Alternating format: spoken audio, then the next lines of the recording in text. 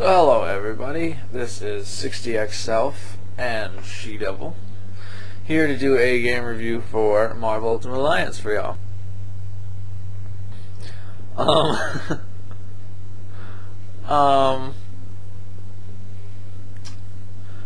You may lose my train of thought, Devil. Oh yeah, this will probably be a multi-part video because there's a lot to be said about this. You're just dragging my hair everywhere, girl. Leave my hair alone. It's my hair. And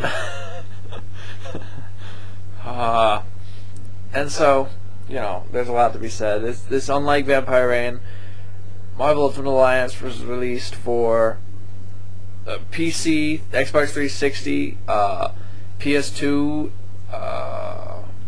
PlayStation 3, Wii, Game Boy Advance, PSP.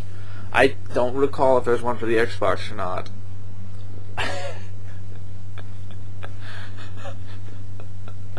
You know what, Kat? I'm just gonna hold you from now on during any of these because you make this stuff much more interesting. So yep. Leave the mic alone.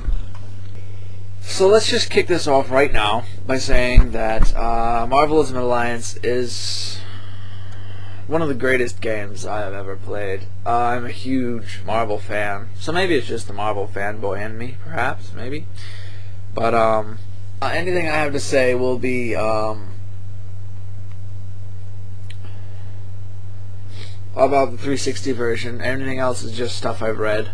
I haven't played any of the other versions. I've been toying with the idea of getting the Wii version just because, you know, the different controls, and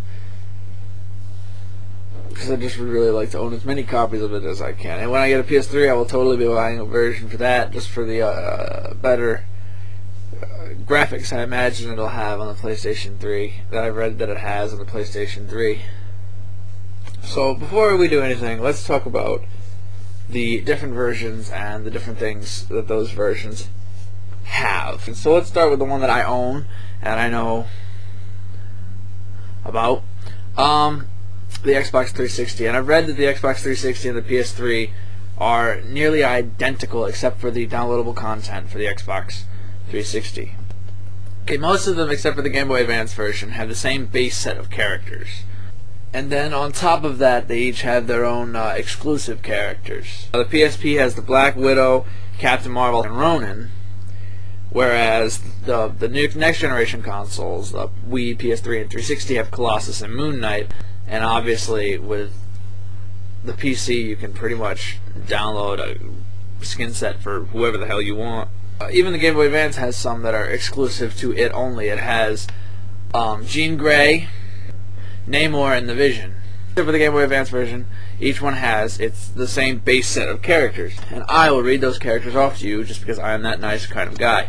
You get Miss Marvel, Doctor Strange, Ghost Rider, Silver Surfer, Daredevil, Mr. Fantastic, Storm, Thor, Invisible Woman, Luke Cage, Captain America, Spider-Man, The Thing, Wolverine, Human Torch, Blade, Iron Man, Elektra, Iceman, Black Panther, Nick Fury, Spider-Woman, and one of my personal favorites, Deadpool.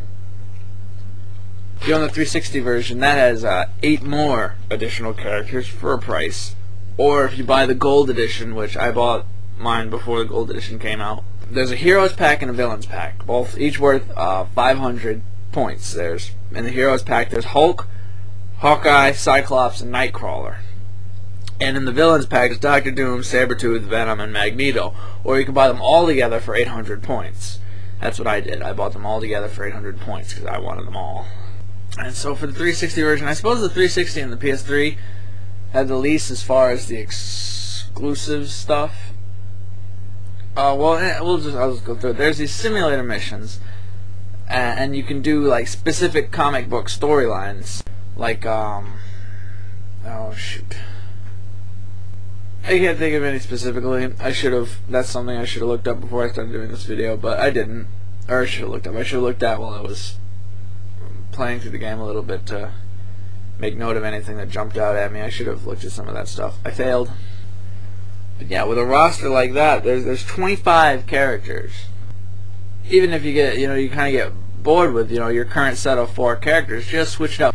If you download the heroes and villain packs, that's 33 characters right there. Just switch them out and play as somebody else. Mix up the teams, and if you put together certain teams, like if you put together Storm, Iceman, Wolverine, and Colossus, you get bonus boosts for having the X-Men. If you put together, teams of like the Fantastic Four, Avengers, if you put them together, you get energy bonuses, defense bonuses, stuff like that. It's pretty much just perfect for any Marvel fan. You get all these different powers for all of those different characters I've already listed off, and it obviously costs energy. But a lot of those powers have really nifty animations. Doctor Strange, a character I don't like to play as really at all, but he has this really cool power where you can turn people into boxes, and I don't know. That's enough for me to play as Doctor Strange sometimes. And, some of the characters can fly with a double jump, and some of the Spider-Man and Venom, they obviously shoot web and ooze. What would you call Venom's stuff? I'm gonna call it ooze. Ooze, to swing around on, and Deadpool and Nightcrawler teleport. So, and I like playing as Deadpool and Nightcrawler because I like the teleport. And I like Deadpool and Nightcrawler. Probably my two favorite characters. Yeah, probably my two favorite heroes right there. Or anti-heroes. And I really like the addition of, if you have a certain character in your team, they'll have a special dialogue with them. Like, if you have Wolverine on your team, when you meet Dum Dum Dugan the first time, there's a specific, character-specific dialogue that they strike up and have between each other, rather than the standard scripted dialogue. Where else does that happen?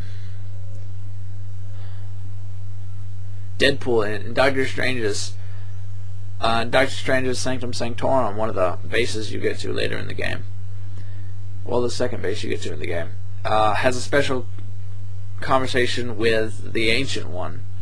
You grab the Orb of Agamotto before you go when you first get there, and you go to the left, on the table there's an Orb of Agamotto. You take it to the mirror, and you put it in the mirror, and then you use Deadpool and you talk to the mirror, and he has a special conversation that's really pretty damn funny with the Ancient One. There's special dialogue like that throughout the game, and I like that. I like that addition. I think it really adds to the aspect, Oh yeah, the Wii.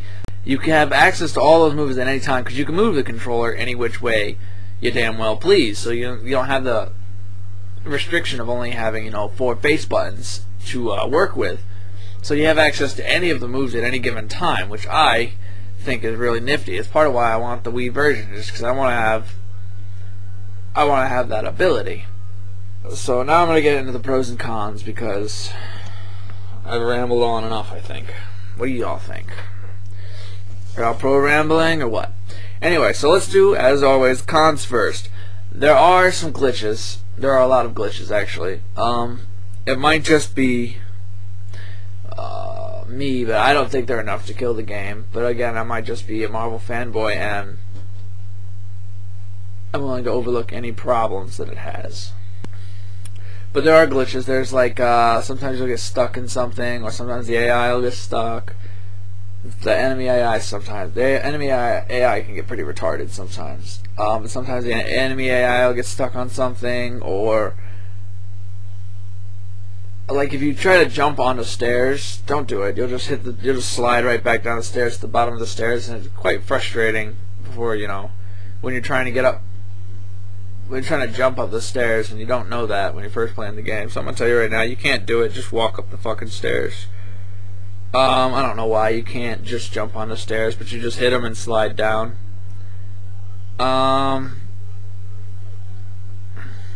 As always with any ally, sometimes the allies are pretty dumb. They do pretty stupid stuff sometimes. They generally don't die. They're pretty good about keeping themselves alive, but